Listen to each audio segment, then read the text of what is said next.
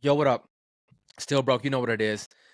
First of all, congratulations to Shador Sanders for getting drafted by the Cleveland Cavaliers at pick number 144. So I'm going to go ahead and congratulate him for that. Obviously, the kid was extremely happy. We're happy for him. His dreams have come true for him getting drafted, not where we all thought he was going to get drafted. Nonetheless, he has an opportunity to play in the NFL, and that's what we all asking for. So, congratulations on that. Okay, now I'm done with that. Now I'm done with that because what happened was one of the most egregious things I've ever seen in the NFL for as long as I've been playing football or covering football. This has been the craziest, most egregious thing I've ever seen. Listen, man, if you had a second round grade on Shador, I am okay with that. I am okay with that. I, for one, thought, you know what? He's a late first round, second round guy. If you had a second round grade on him a year ago, if you have a second round grade on him this year, no matter who's in play, he's a second round guy. And I am okay with that.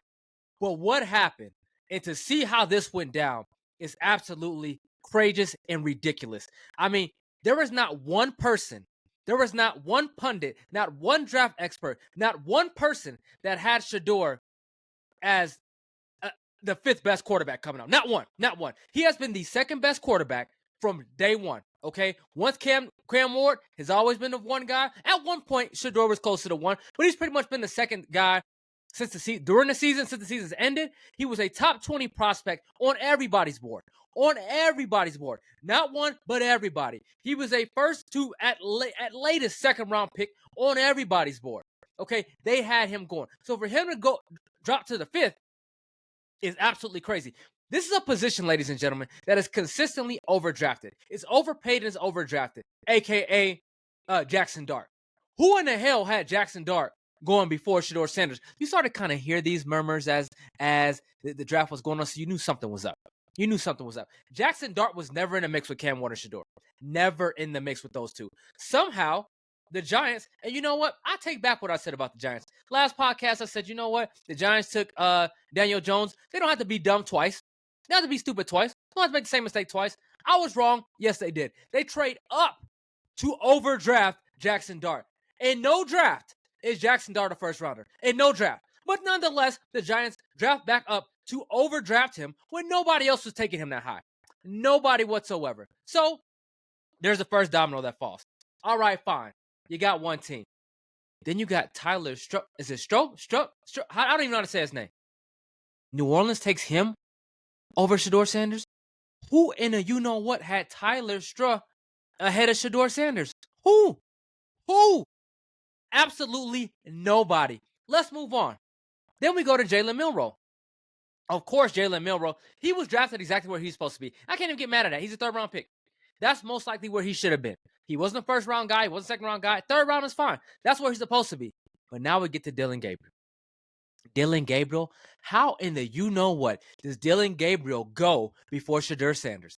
How? In what world? In what world did you watch the film and you said to yourself, Dillon Gabriel is better than Shador Sanders, especially going to Cleveland? In Cleveland, okay, guess what? You got to have a strong arm. The wind's coming off Lake Erie. Those are the things you're looking for, right? Those are the things. Dillon Gabriel doesn't possess that. He's under everything. Undersized, underarmed, under everything. Okay? He doesn't have a big arm. He's not a big guy. He's not a tall guy. He's not a fast guy. He don't got the rocket arm. He has none of the above. And he wasn't even close to the prospect that Shador Sanders was. How in the hell does Cleveland take him before Shador Sanders and then come back in the fifth round to take Shador Sanders then? What sense does that make? Listen, man, this was, not only was it personal, this was a stick up in broad daylight, as they say. This was a stick up in broad daylight. To sit up here and to get that personal with Shador Sanders and say, listen, again, if you had him as a second round grade, I have no issue with that. My point with him was always this. He's not, I wouldn't take him at 3. I don't know if he's worth that money.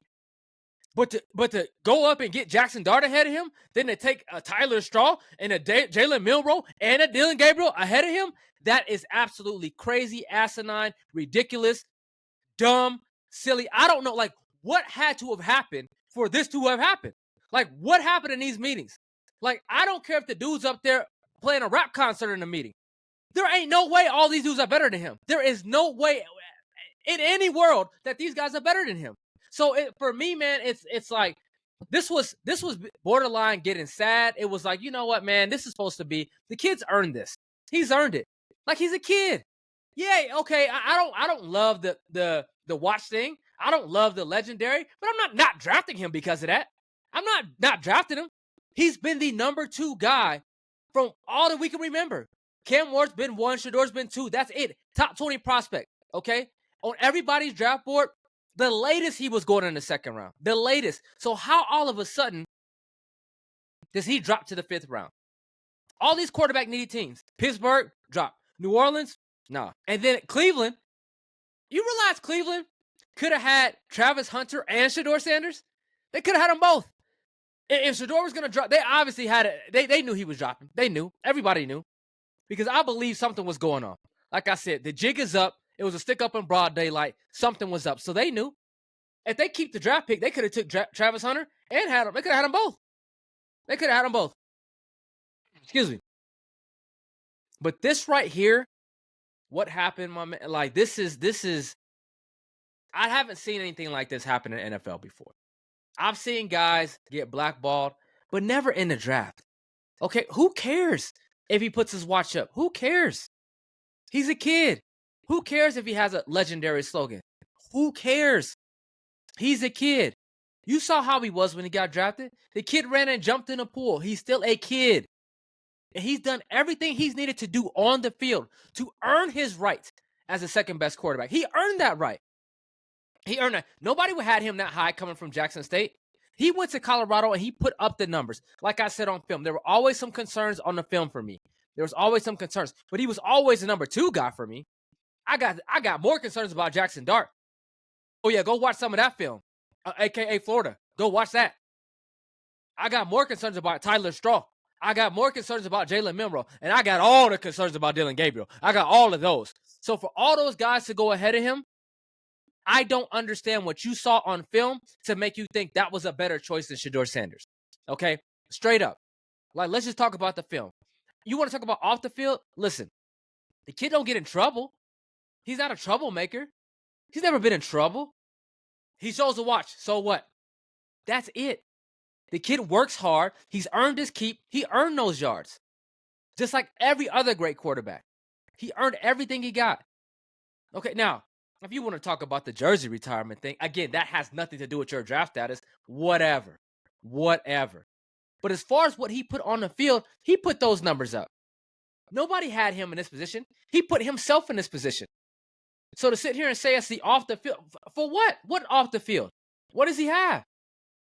Never once had an off the field issue. From my knowledge, never once had a classroom issue. From my knowledge, didn't have an issue with his teammates. So from my knowledge and what we've heard, there have been 0 issues off the field. 0. And on the field, again, tape not perfect, but it's better than those guys. Even knowing all of that, and even knowing, let's just say all these meetings went terribly wrong. Let's just say they went terribly wrong. All these guys know what was going on. These draft experts, they talk to people, they know. Even with that being said, you all still had him as the second best quarterback available. So something else went down. Something else is going on. Because even if everything, listen, like I said, he could have brought his entourage in there. He could have pulled up in a limo. He could have had the Paul Pierce girls in the background. He could have done a rap concert. All y'all knew that had happened. And you still had him at the number 2 quarterback. So how does this guy fall to the 5th round? Pick number 144. How?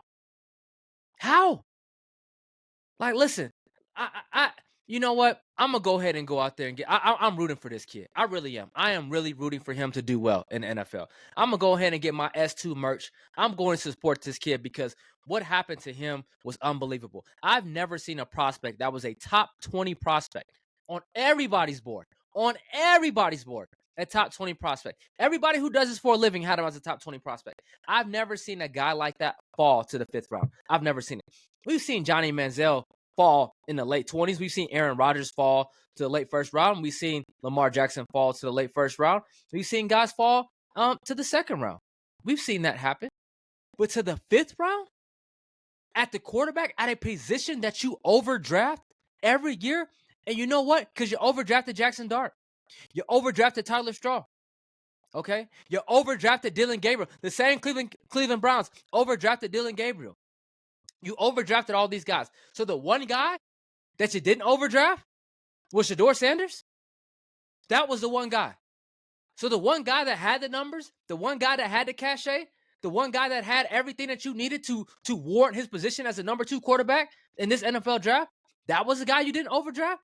Matter of fact, you didn't overdraft him, you underdrafted him. And you underdrafted him by at least 3 rounds. Why is that? How does that happen? And again, if you had a number 2, if you had a second round grade, I'm okay with that.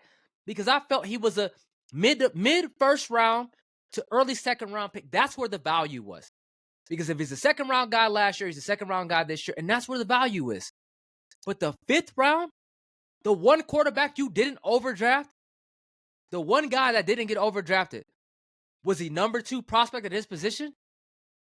When does that ever happen at the most important position in football? When?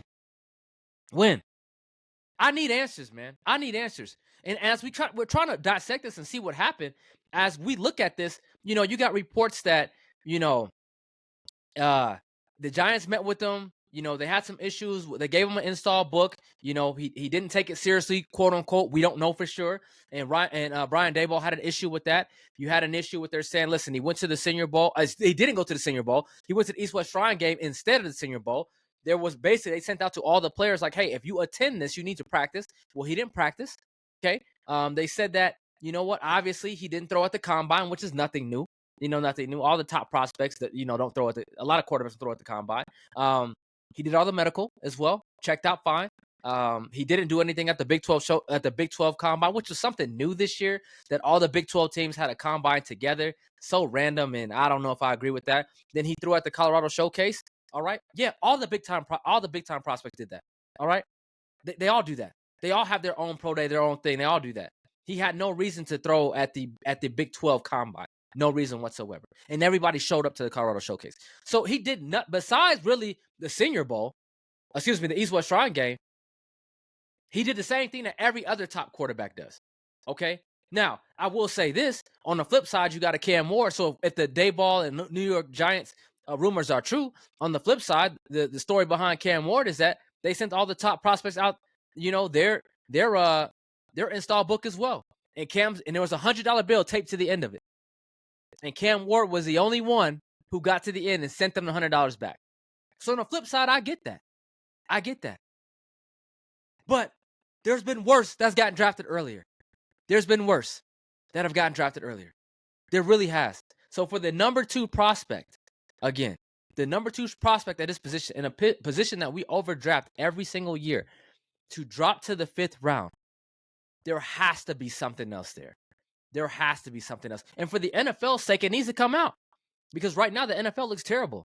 They look absolutely terrible. To blackball this kid, at the end of the day, man, this is a dream come true for these kids. This is a dream. You work your life. You work your you-know-what off. So what his dad's coached him throughout his whole career? He's still a good player. I mean, he's not a good player. No matter who coached him. Yeah, it's going to be his first time outside of his dad. Yeah, his dad is a quote-unquote helicopter parent. It's okay. His dad's also Deion Sanders. His dad's also the arguably the greatest corner to ever play. Arguably one of the greatest athletes to ever play sports. He knows what this is about. Now, is there a couple of mistakes made by Prime? I think so. I think one is that thinking that Shedeur was Prime. He's not. He ain't you. I know that's your son. I know you love him, but he ain't you, bro. He ain't you. You are a different breed. You are different. You literally could do what you want to do. You are a professional in 2 sports and a all-time great in one of them. Like that you don't get those anymore. Like you don't see that anymore. You didn't see it then. You and Vincent Bo Jackson. That's it. That's it. As far as the level in which you played on. Okay? Shedeur was not it. Reportedly, they didn't hire an agent. I saw that Shiloh signed with Drew Rosenhaus. I believe this. If they had a traditional agent, if Drew Rosenhaus was Shedeur's agent, there is no way he's fallen to the 5th round. No way. Absolutely no way. Drew was on that phone working those phones like crazy. There is no way that kid is fallen if he had a traditional agent. So I think there were some mistakes made as far as that's concerned, but the talent did not warrant this. Even with that, the talent did not warrant this. Again, everybody told us you are the second best prospect at a position in need, the most important position in the sport, in a position that we overdraft every single year. Look at Kenny Pickett. We knew exactly what Kenny Pickett was. We knew he was a second or third round guy, really probably a third or fourth round guy, and you overdrafted him, and you saw what happened. And we knew. We constantly see this happen every year, except this one. This was the first time. We did. Again, we did, but not with the right guy. This is the first time the actual prospect that earned his way to the number 2 prospect was not only not overdrafted, but severely underdrafted. And somebody's got to answer for this. Somebody's got to answer to this. Listen, Shedeur, he's not even going to a good situation. Like, he's going to Cleveland when he's a 5th quarterback. Now, Deshaun Watson's not playing this year. He tore his Achilles. He's out most of the year. But you got Joe Flacco, again, Kenny Pickett, and you got Dillon Gabriel and Shedeur. Now, I believe Shedeur's a lot better than Dillon Gabriel, so that's going to work itself out. But even for Dillon Gabriel, what is he thinking? Like, now what? Now what are we going to do if you're Dillon Gabriel? Now what's the situation? Like, you don't want to be there. Who the hell wants to be there now? So they got a crazy situation going on in Cleveland.